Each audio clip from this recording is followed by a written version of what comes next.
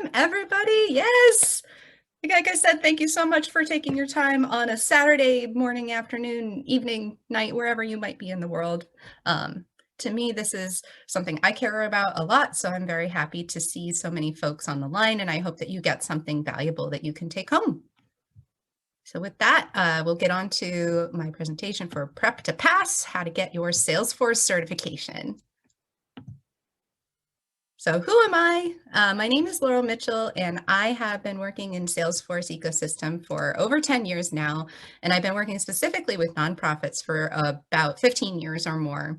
At this point, I have 5 Salesforce certifications, and I started my career journey many, many years ago as a high school math and science teacher, and I worked my way all the way to where I am now today as a consultant, administrator, and career coach in Salesforce. So I think a lot of you on the line might have similar or maybe just not traditional tech backgrounds. And so I do think that Salesforce is a wonderful opportunity for people who might not have computer science degree or something like that to have a really great career. And speaking of great careers, Salesforce careers are huge. The industry just keeps growing. I just grabbed these stats from the Salesforce website itself. If you just Google Salesforce Careers, this information comes up. So 4.2 million jobs are supposed to be created in this ecosystem by 2024, with almost 500,000 in just the next year. So if you consider even during a big downturn in a lot of other industries where they had to lay off a lot of employees or cut funding, actually the Salesforce industry has continued to grow and looks like it's only set to continue to overdo their goals. In fact, I think the last quarterly report, they had exceeded the goals that they had set for themselves in terms of the finances. So is Salesforce going anywhere anytime soon? Probably not. I know that that's a concern a lot of us have as well, is like, is this industry feels really niche. Is this actually a good bet to make? Am I kind of limiting myself? I would say at this point, nope. There's still plenty of room out there. There's still plenty of opportunities, and it's continuing to grow. And I mentioned this in my other webinar about Salesforce Careers specifically, but it's a good time to get into the career, and there's a lot of transferable skills. So no matter what you do in Salesforce, it's not like you're going to be effective just because you know the product. You're going to be effective because you know how to apply the product in all kinds of different ways. So that's always going to be transferable, no matter what industry you're going into. The salaries are great. On the lower end, they're kind of around like 60, 70K. I think the average they say on the website is 80. They go all the way up to 250 plus. I mean, if you're a senior admin or a senior architect at a place like Amazon, you could expect something like 200K base salary. So it's always very motivating for something like this. But I think beyond just the kind of numbers, there's also this wonderful rich community of folks like yourselves and myself who are out here just trying to share what we know with others and making it feel like a really warm and welcome place. So I hope that that's also part of what you've experienced in your journey so far.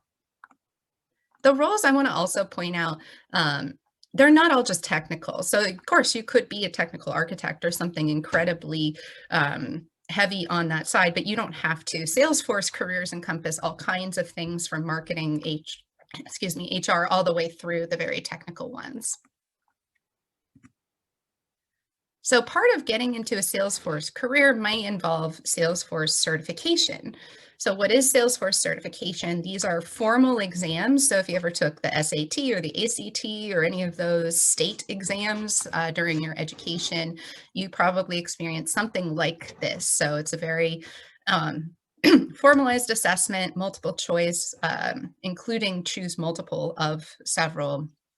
The exams are broken into specific topics, and each topic has different weighting. So that's a lot of what I'm going to talk about in terms of strategy, is really understanding how much of the exam a particular topic might take up.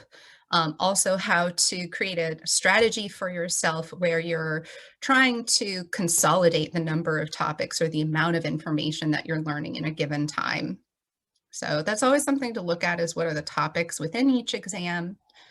They also cost a fee to register. They're all around $200. Some of them cost more. It really it depends on the exam, but for the most part, all the ones that you I'm assuming the majority of you on the phone are going to be registering for, are going to be in that $200 range. And if you fail it the first time, I failed it the first time, absolutely no shame in that. The fee for retake is only $100. So don't worry too much. It's not like $200 every single time, every single attempt. It's just $200 for the first and then $100 for every other. I see a question about discount. That's something I will talk about. There are vouchers that you can get. A lot of folks attend these certification days that are put out by Salesforce's Trailhead team, and they keep decreasing the voucher, but you can now get, I think it's $40 off for attending those webinars, and I can give you the information for how to sign up. There's also a lot of folks get vouchers and they share them in the community groups. That's another thing. If you just can't afford the exam, you can ask around in those groups for a voucher there. I haven't particularly looked at a scholarship program. I suppose I should for the certs themselves, but usually if you can't afford it, there is a way to get help for it. I just did this yesterday. I had to take my maintenance exam. So every year, even after you earn your cert, as a lot of you might know, tech moves really fast and they will release new features and new updates. In Salesforce, it's every 3 months. So luckily they consolidated it. You only have to take now one exam every year to make sure that your certification is up to date. So that's another thing just to keep in mind is I lost a cert or two for getting my maintenance exams. So just make sure that you are aware it's not just that one time, you also have to maintain your cert going forward. And some certifications have prerequisites. For example, a lot of the cloud consultant exams, Service Cloud, Sales Cloud, those require the administrator first. So that's my last point is if you're like, this sounds like a whole lot and there's a lot to choose from, I don't even know where to start. The admin is probably a pretty safe bet. I would say with the one caveat of if you are really certain you want to do more of the coding side, so what we would call the developer type of a role, those exams don't require the admin as a prereq. I mean, I'm a little biased and like you should just get the admin anyway if you're going to do this kind of work because it's so foundational in terms of the concepts. But if you know for sure, you're like, I'm definitely a dev, I have a background in computer science and coding, this is what I want to do. Maybe you don't have to worry so much about the admin first. You could probably just start on the developer trails instead.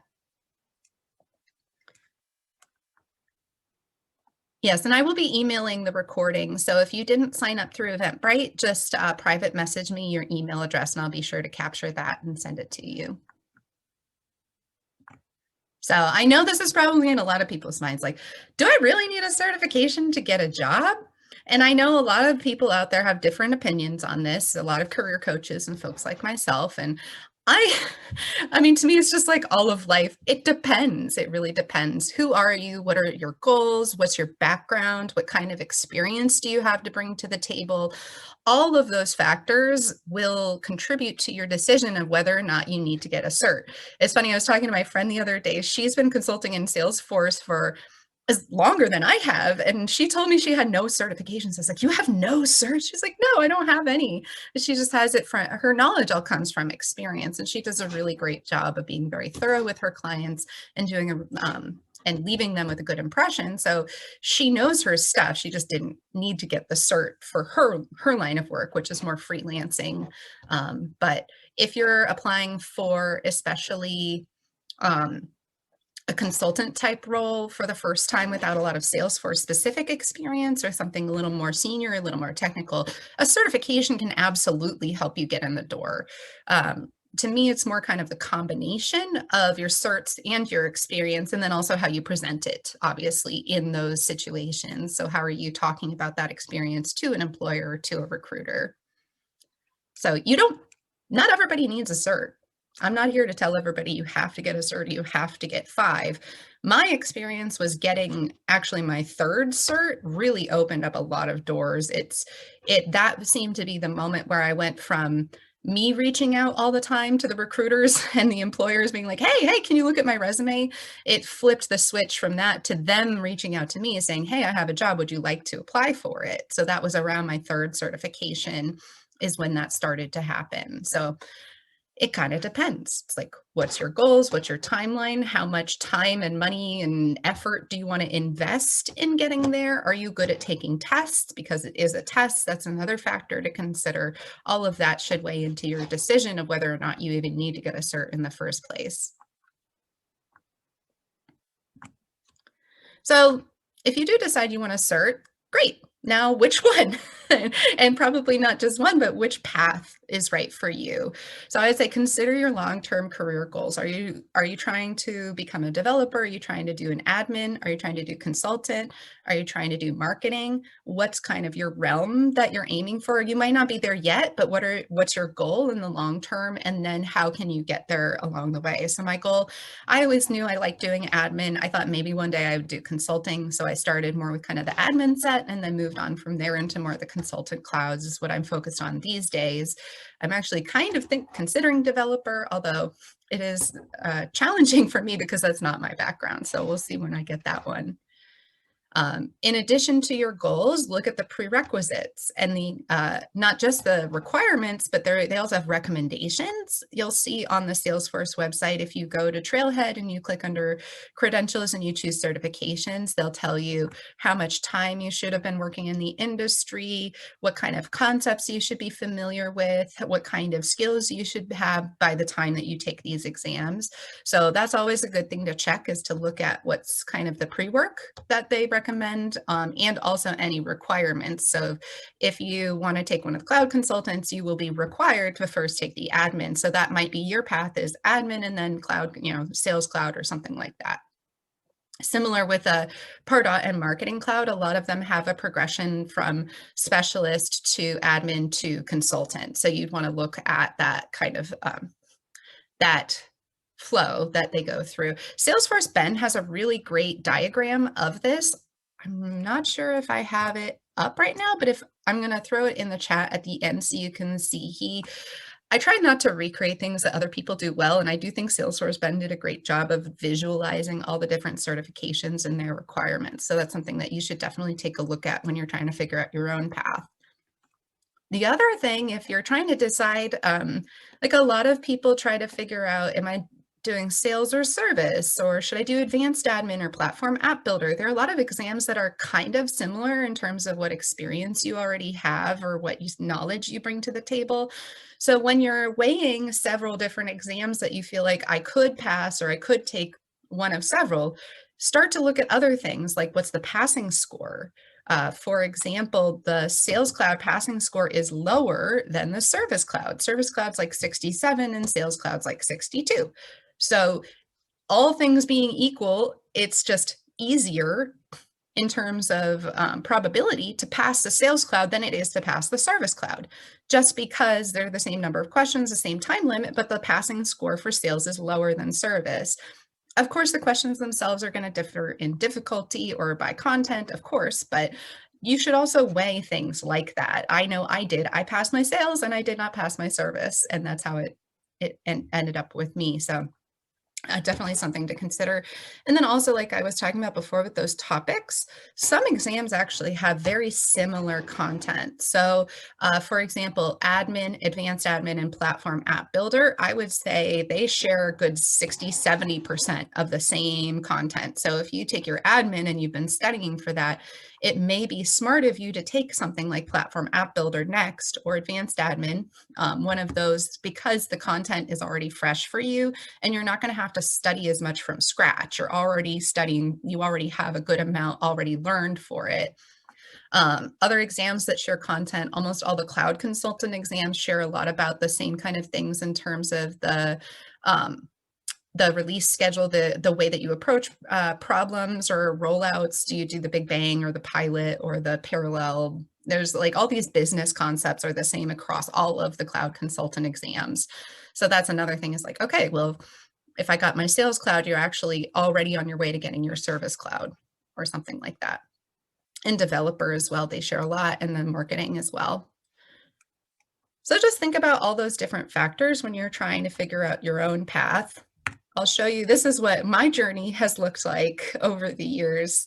I thought it would be helpful because a lot of people, we present ourselves so published or so so polished and so professional on places like LinkedIn that it can be easy to compare yourself and to feel bad if you don't pass or if you don't have a whole bunch of certs or if you're just starting out and you're having trouble. Those are very real experiences and you're not alone. You're definitely not at all alone. I failed a couple times and you can see those are the little red um, pins here. So the very first time I took my admin, I actually failed. I took it at Dreamforce in 2016 after I had been an accidental admin at a nonprofit for 3 years. And I thought, I've been doing this stuff on the job every day. How hard could the exam really be? I'll get this. I'm like, no, it's like, I compare it to like, oh, I read a lot of Shakespeare. I can just pass the SAT, right? Like, no, it's completely different. The way that they ask the questions, the kinds of things that they bring up, it's a lot of theory. So if more of your own knowledge comes from practice, you might not know some of the theory pieces that they expect you to have for this exam. So I definitely failed it the first time. I missed it by a couple questions. I made a concerted effort to really study and especially use the practice exams. And that's what really made a difference. And I was able to pass it about a month later. From there, I took advanced admin and my platform app builder at Dreamforce in 2017. And then I got my nonprofit cloud consultant at Dreamforce 2019, and I failed my service cloud during that same week. So I it's a little different because Dreamforce, of course, is taken a lot of different changes over the last couple of years, but in its previous state, you could take exams during Dreamforce, and that was one of my favorite things to do. They're discounted, they're only $100. So I feel like it's a really low risk way to just like walk up to the table and be like, yeah, screw it. Let me take the Service Cloud. Like, let me just do it today. I took 4 that week. It was a lot. I passed 3, but I did fail my service. So that's the one I'm aiming for this year. I really want to try again and get that Service Cloud finally to round out because I got Sales Cloud last year. So I think for me now, you can kind of see this journey where it was admin, very admin focused things. And then of course I specialize in nonprofit. So I did the nonprofit next. And then I was thinking like of the other clouds, what would I possibly get? Sales and service are both heavily used by nonprofits. In fact, they're kind of part of the nonprofit cloud already. So to me, those two made sense. And I tried service, didn't pass it. So then I went for sales instead and I did pass. So service is next. I got to get that. And then just how to take the exam, the logistics. I think this can help folks just to talk through what is it like? Where do you sign up? What's the difference between online and in the testing center? So that's the first thing you should be aware of is you have the option to take your exams online in your own home or at a testing center where you'd have to schedule a time to go in and actually do it with a proctor. Pros and cons of both. I would say the biggest difference is online, they don't allow you to have scrap paper. The testing centers will let you have, I think, 1 or 2 pieces of scrap paper and a pencil. They take it away at the end, but for someone like me, I'm really visual and I don't have it's things just in my head sometimes get mixed up. So it helps me to have the physical paper to kind of write things out. I also do my own kind of record keeping of my answers. So I write like the numbers across the paper and I mark them off as I go through and I write little notes for myself in case I see the same topic later and I want to go back. So I do like using the paper myself, but it is a little bit logistically difficult to get to the testing center. They're not always going to have the time available that you're looking for. If you're stressed out about commuting, I know I hate to travel. I don't even have a car. So there's all kinds of factors to consider. So if you're more comfortable at home, the other thing, you might not have a comfortable home environment. It could be really loud and distracting. So even though home might be more convenient for some people, really do take into consideration. And I always say, set yourself up for success. Put yourself in the environment where you're going to be most successful.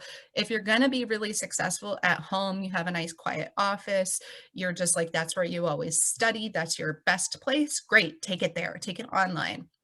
If your home life is really chaotic and loud and you don't have an easy time focusing, maybe think about the testing center. Or if you really think you'd benefit from that paper, go to the testing center and take some time. Just go really early. Like if I go to the testing center, I leave like 2 hours before I need to get there just to be safe. And I hang out at a Starbucks or something. It's not a big deal. But just to make sure that you think about all the options that you have. And that's kind of a theme with me, is just how can you set yourself up to be successful? Make sure that you have everything in place so that on the day of the test, you're ready to just like sit down and do it and feel super confident. When you actually are ready to schedule the exams, that's all through Web Assessor, which you can link from Trailhead, but it's not the same as Trailhead. So just if you're like, this looks different and I have a different login, that's why. It's their testing specific platform is called Web Assessor. You should definitely make sure to review your requirements in advance. If you're taking it on your laptop, there's a piece of software you need to install. You need to make sure your webcam is working. During COVID, they have made an exception for the types of webcams. So now they allow the built-in, but in the past you had to have like a separate external one. Just make sure that you read the requirements. The last thing you want is to get to your exam and not be able to take it because you missed some kind of requirement, right? That would be really unfortunate. So just make sure that you're prepared. I see a question, how many times can you retake the exam? This is a great question. And I think a lot of people are not aware of this policy at all. It has to do, it's not even necessarily a number, it has to do with the release windows. And these are different from the actual Salesforce release windows. If you, and I can try to throw the link in at the end, but if you just Google like Salesforce retake policy or something like that, you'll see the date ranges for each release window. I think the last one just opened in April and it goes through like November, December. You get 3 attempts per window. So the idea is they just don't want you to basically memorize or steal the exam questions, and they update it every release. So you get 3 chances within each of those like 3 or 4 month windows. Yeah, a lot of people don't realize that you could run out of your attempts within that window, and then you have to wait until the next window opens in order to schedule your retake after that. I think in general, though, if you haven't hit that limit, I think they make you wait something like a week in between. It's not too long, so you can kind of take them back to back if you're feeling like, oh, I was so close, it was one question away, I just want to take it again and get it done with. You can take it pretty quickly after. And someone's asking about the retake fee. It's only $100. So even though the exams in the first place are usually $200, the retakes are less. So it does help a little bit. You're not so penalized for failing it the first time. They give you a little bit of a discount to retake. The other thing that a lot of people don't know, it definitely, I'm like, I need to know what to expect. I think it helps to know you are going to see on the screen right in front of you as soon as you press submit, it's going to tell you pass or fail. It's not going to tell you the score or anything, or at least that was my last experience, is it just said pass or fail. They email you your actual scores later by section. So right away, you'll know if you passed or failed. If you're in the testing center, you can do a really silent celebration or grieving, and then go about your way, and you can see your scores through the email later. If you have an issue with the online, I'm not exactly sure how much they allow you to retake, or if they would do it for a fee or not. I would say if you know you have connectivity issues, don't plan to take it online. Plan to go to a testing center if you can.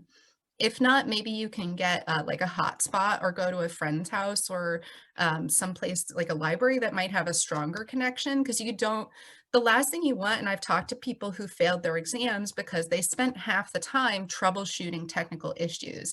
And this is an exam, especially the admin exam, they try to get into your head and mess with you psychologically. So having more stress is not going to help you. Like I was saying, set yourself up for success, put yourself in an environment that's going to be really conducive to you passing. That's okay. So how do you prepare for the exam? You figured out which one you're taking, you know how to sign up. You're like, all right, Laurel, I know what to expect. So how do I prepare? How do I make sure that I'm going to be really good at this? So my recommendations are always First, figure out your goals and your timeline, just like you would plan any other project or a trip or something like that, right? You got to figure out what's your goal. How much time do you reasonably, not just how much time do you physically have, but how much time do you reasonably have to study and to practice and to get ready for this exam, and then kind of work your way back. I would say for experienced admins who already have a good amount of knowledge and just need to get the test prepping part, I think 6 to 8 weeks is probably an appropriate time frame. If you're starting from scratch, I would say like 3 months or more, just because there's such a volume of information that if you don't give yourself time to really absorb it, practice it, reinforce it, you're not going to be confident in it when it comes to the exam. And you just don't, it, like I was saying, they're going to mess with your head so much that if you don't feel confident, you're probably not going to do well. So that's the first thing. Just give yourself lots of time. Don't cram. Set a schedule for yourself. If it's like, I'm going to study every day for an hour, maybe you pick your hour, you set your timer, or maybe it's like Tuesdays and Thursdays are my trailhead days. Whatever it is, consistency and predictability are always going to help you in these kinds of things. So the next, once you've figured out your timeline, look at the topics and then figure out a strategy for which ones you're going to spend the most time on and which ones you can kind of just like gloss over. I'm not saying don't study certain sections, but for example, on the Salesforce admin exam, there's this section, organization setup, global UI. You could literally spend 20 hours or more learning about every little piece that goes into it. There are 2 questions on the exam about it. So it's a lot of work for not a lot of payoff versus something like security and access that takes up, I mean, it says it's like 16, 17% of the exam. Those of you who have taken it know, oh yeah, no, it's more like half of the questions are really about security and access. If you don't know those concepts, then, and there's actually a fewer number of them, if you spend more of your time focusing on the wrong stuff, you're not going to be as prepared for the exam. So that's why I'm saying look at the sections and look at how much they're weighted in the overall exam. So something, kind of a general rule of thumb for me is like 5% or less. Those are my low priorities. 10% or more, absolutely. I got to focus on those, especially if it's like 15 or more. Those are my core sections. I know I have to spend a lot of time really understanding, really practicing, really absorbing those concepts. The other thing is just anything that you're not familiar with. So some things you might be able to spend less time on just because you have experience with it. So just think about that as well. Service Cloud really got me on the entitlements and milestones because I don't use them. We don't have service level agreements in any of the orgs that I've worked in. So that's an area that, although for some other people might be fairly easy, I know I need to really focus on that topic because it's just not part of what I've experienced, and that's okay. Then when you figure out what you're going to study, I would recommend going through it one topic at a time. So go through first for understanding, use things like your trailhead, use your study guides, use YouTube videos. A lot of people like Mike Wheeler's courses and things like that. So use whatever kind of learning materials you have out there to just get yourself familiar with the concepts, the key vocabulary, all that kind of stuff. Then make sure you're not just stopping there. Make sure you also review the material for application in the exam. And what I mean here are go to something like Focus on Force or sfdcstudy.org or even Quizlet or something that's actual practice test questions, and make sure that not only do you understand what something is conceptually, but you understand how to answer it on those questions, because the way they talk about it on Trailhead is very different from the way that they ask you on the exam. And so there's that gap that you want to make sure you bridge. I really like Focus on Force because they have the topic exams. You get like a bundle of questions per topic. So that's usually what I'll do is I'll go through like Trailhead, or I'll read help articles or whatever I might need just to make sure I understand. And then I'll go to Focus on Force and take the topic specific questions for that one to make sure, okay, like I understand this in concept, but then I also understand it in practice. Then you want to get hands-on to reinforce understanding. This is another thing I think, just make sure you're balancing your preparation. I see a lot of folks just cram, cram, cram, focus on force to the point that they memorize all the focus on force questions. And at that point, you're not really learning. And it's really difficult because focus on force has the most practice exams and the most questions, and in my opinion, has the highest quality. There are others out there. Actually, if any of you are using good practice exams, please do share them in the chat. But in my experience, it's hard to find good practice exams. So you really don't want to um, overuse your resources like the practice tests, especially the full ones. So I would say the full practice tests, I only take those maybe every week or so, depending on what my timeline is for studying. I mean, if it's like 2 or 3 weeks until the exam, I might take them twice a week. But I definitely you shouldn't be taking full practice exams back to back or even like every day or something like that. Because what's going to happen is you're just going to memorize those questions. And then you get to the real exam and then you're not going to see, they don't have the exact same questions. They're phrased a little bit differently. They have different examples, different names. So you want to make sure that you're comfortable being able to answer these concepts in whatever format they might show up. And then getting hands-on is really helpful, especially if you're coming from a different career and you didn't get that hands-on experience at your job. I think going through Trailhead, there are a lot of people like the super badges. They just made this new, what is it, the last mile badge or whatever that is, so you can do a little bit of extra. I personally like the projects in Trailhead. They're hands-on, but they're shorter than super badges. So because I find the super badges are just like a little bit long and sometimes tedious. So I like the projects that they're a little bit shorter and more cohesive. So that could just be good. I find that if you've been in your practice tests a lot and you're feeling a little bit overwhelmed and you're not seeing a lot of progress or improvement, switch to hands-on. Go do a super badge or a project or something in Trailhead, get your hands on the org and actually do the thing you've been talking about. And I think that will help as well. Make sure you're tracking your progress. I use something as simple as a Google Sheet. I have the sections and then my exam dates and my scores, and I can see them over time. And of course, because I'm a Salesforce nerd, I had to make it in Salesforce. So I have a little app that I can use now to track my certification test scores and track them over time and see where. The most important thing for you to look at is when you see your scores laid out like that, especially by section over time, what you're going to start to look for, where are you low just in general? Like, where are you scoring less than 75%, less than 60%, definitely less than 50%, you got to fix that. Unless it's a tiny section. If it's like a 1% section or something, fine. But if you're less than 50% on a 10% or more section, you have to fix that. The other thing to look at, not just the scores overall, is the consistency, because sometimes you might have a good day, you might have a bad day. But what you want to aim for is your scores not going up and down per section, but that your section scores are kind of staying stable and going up over time. So those are the things that I would look at. Is I track it in my little, whether it's my sheet or Salesforce, and just identify your gaps and figure out what's the next thing I really need to reinforce and study so that I know it for real. And then, of course, make sure you stay accountable to your goals. This is so important. I think I've talked to so many people who are like, I really want to do this, but I am not motivated, right? It is hard by yourself. And I know I'm stressed out all the time. I feel like things changing all the time, different expectations, everything going on. So having a way to stay accountable is so important, whether it's a study buddy, a study group, a coach, whatever it might be. Figure out how you're going to stay accountable and motivated towards those goals.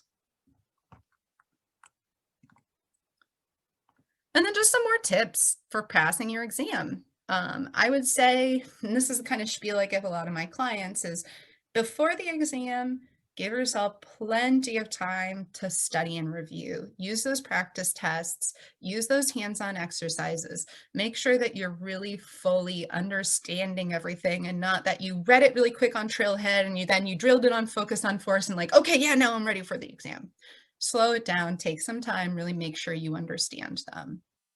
Then, when you're getting closer to the exam the night before, don't plan to learn anything new.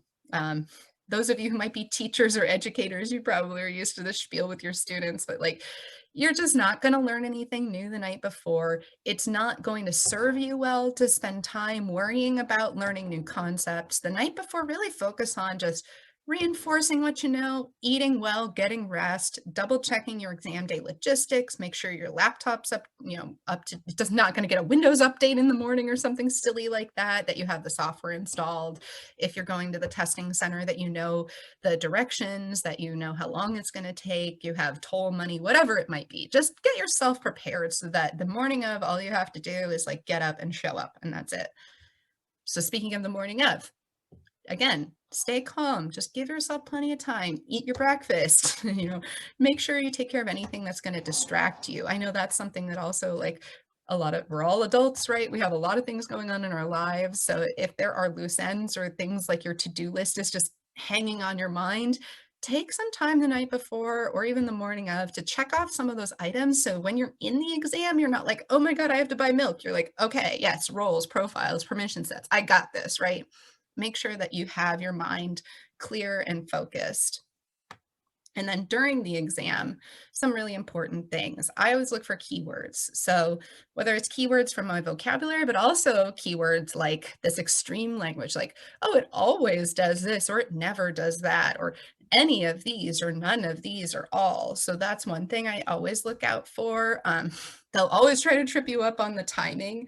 Like, oh, just run the export service daily. It's like, no. That's a weekly thing. You can't run it daily. So there are things like that you'll just start to recognize through your own preparation, but look out for those things on the exam. And then when you're stuck, try to narrow down your possible answers. This happens a lot, especially because the exam, it's not just a normal multiple choice. There are questions that are just simply choose one of four, but there's a lot of questions that are like choose two of five, or choose three of five, or choose three of four, like what, all kinds of combos. So when you're in those scenarios, you're like, I don't know which one to pick, or there's like five, all of these could be it. I don't know. First, look for pairs or opposites. So you'll see things like, this works for all standard objects, or this works for only custom objects, right? Those are opposites, right? So if it works for all standard, it can't work for only custom if it's not going to work for standard, right? So look for those kinds of opposites or pairs. If you see something that's like, it works for all standard objects, and then another one that's like, it works for accounts and contacts. Oh, okay, well, accounts and contacts are standard objects. So hopefully if that one's true, then the standard one is true. So just in general, try to group your answers into different categories, see which ones should go together or which ones contradict each other. That'll help you, instead of it being a 1 out of 4 or something like that, you can narrow it down to more like a 50-50, 1 out of 2 kind of probability, make it a little bit easier for yourself. The other thing that's going to happen is you may have multiple answers that sound correct. It's like, oh, I could do a workflow rule, or I could do a process builder or a flow. I mean, all of those things would work. When you're presented with those scenarios, what you're going to look for is the simplest, most efficient solution. So if it's, I don't know if they still ask this one, but this was my favorite in the past. This question about your user wants their password reset. What do you do? And they give you all these answers that's like, you reset it for them. You set it to this specific one. You can't do that. Or you tell the user to reset it themselves through the forgot your password button. And that one to me always sounds so cold and rude, but that's actually what they want you to choose because it's the most efficient. If you think about it, if you as an admin spent so much of your time resetting all your users' passwords all the time, and that was the expectation, you probably don't then have as much bandwidth to do more admin type tasks like manage integrations, look at the data quality, all that other kind of stuff. You're not going to have as much time for. So I think in the exam, they're also trying to get you to think that way, is like, if I only have a certain amount of time, I need to be really efficient with it. So what's the most efficient solution to get me what I need? This also comes up in a lot of like the automation options where like, oh, flow can do everything. Flow. Not on the exam. They want you to consider, can a workflow rule do it? If not, then can process builder do it? If not, then go to flow kind of as a last last chance kind of thing if the other two can't do it. Even though in the real world, we'd go probably straight to flow now for a lot of things. It's just not that way on the exam. All right, finally, some resources. So like I mentioned earlier, Salesforce runs these certification days. So those are both training and they'll give you the vouchers. So that $40 off of the exam. They host them, I want to say like monthly-ish. You can find the schedule on Trailhead. Excuse me. There's also study guides from Salesforce on Trailhead. If you look through the certifications, they have their own study guides as well as study trails. So I definitely recommend looking at those. You'll notice for all the certs, they'll have a prepare trail and a study trail. The difference is the study one has some practice questions similar to Focus on Force, not as thorough, and you don't really get like your score at the end, but those can be really helpful if you just want more question practice. And then the prepare ones are more conceptual. So that's more of just like learning the material behind the questions as opposed to the questions. That was the study trail. I actually made my own trail mix. If you want to check it out, you just search for ADM 201 prep. It's in Trailhead. I put together all of the different trails that I used to study for myself and for others. There's also plenty of videos out there on YouTube, ranging from free all the way to paid training videos, like Mike Wheeler has his through a subscription that you can pay for. So definitely look out there for all the resources that you have. And I've been talking a lot about Focus on Force. It's paid. It costs $20 for an exam pack, and they usually come with about 5 full practice exams plus those topic bundles. I find it's a really good value and a use of my money. I'm like, I should call him Gessler and tell him that I'm pitching his product, because like no one told me to sell Focus on Force. I'm not even trying to, but I just really do think that they're a good resource. So I believe in it. So I wanted to tell you about it. And in general, you get what you pay for. So just to be careful, even the Salesforce one that they give you from WebAssessor, it's accurate, but I can tell you I took the exact same exam in 2017. So yeah, they didn't really update it, and I don't think they're planning to update it. I've heard similar things about Quizlet. So just to be aware, if you do come across something where like, I feel like it should be a different answer, consider the source that you are going from and how vetted it is and how maintained it might be. Because these things do come out of date pretty quickly. Like I said, the release schedule is every 3 to 4 months. So if you don't have a team dedicated to updating the questions, then you might end up with some out of date content. And then finally, so that's a bunch of third-party resources. You can also work with me at LM Consulting. I'm running a Certified Administrator Bootcamp. So this bootcamp format, I know I said you should take 6 to 8 weeks. This is only 4 weeks. So kind of a little experiment here. But my goal is for those of you who really want to get your cert by like July, you're ready to go, you've been studying a little bit, and you just really want to hit the ground hard and make sure that you get there. Join me on Saturdays in June and we will absolutely get you there. I'll include the interactive study guide, my test taking strategies. We'll go through those Focus on Force questions together and really break them down and talk about, what are the keywords here? What are the answer pairs? What are the opposites? Which ones should we eliminate? All of that good stuff we'll talk about together, as well as the key content, of course, making sure that you really understand those concepts and that you have that really down and are strong and confident with it. So that's, it's normally $300, but I'm running a special. So for those of you joining today, you get the very first pics of it at $250 if you sign up. It's only during this weekend. So on Tuesday, I'm going to send the price back up to $300. But if you sign up over the weekend, it'll only be $250. It's again on Saturdays from 10 to 11:30 Pacific. In the mornings. I can also do, I'm going to run it again in July. I see a question if I'm doing it in August. We'll see. Stay in touch and we can figure out if it's successful in June and July. I will absolutely be doing it again, hopefully monthly. But for now, I've got June up and July. I know because June is only next week. So if it's a little too soon, you can sign up for July. But if you want to get that good rate, it's only for the June schedule. Otherwise, if you want something a little more tailored one-on-one, if you need more of that kind of special high touch experience, I can absolutely do one-on-one sessions. I've worked with a number of folks, especially if you've failed a couple of times. A lot of people do find it really helpful to work with someone like myself one-on-one to go through. We would look at your past results, we would identify your gaps and make sure that we get you really prepared to pass it the next time you take it. And that could be for admin or platform app builder or sales cloud. I can help you with all three of those exams. And if you don't want to take any of the classes, you just want to talk, if you have questions about your career, if you just want to learn more about Salesforce in general, you can absolutely set up a free 30-minute call with me through my Calendly link. All right, so let me take you all off mute and post all the links in the chat. And thank you all so much for attending today. That's the end of my official content. But like I said, I'm going to unmute you all if you have questions, and I'm going to post all the links in the chat.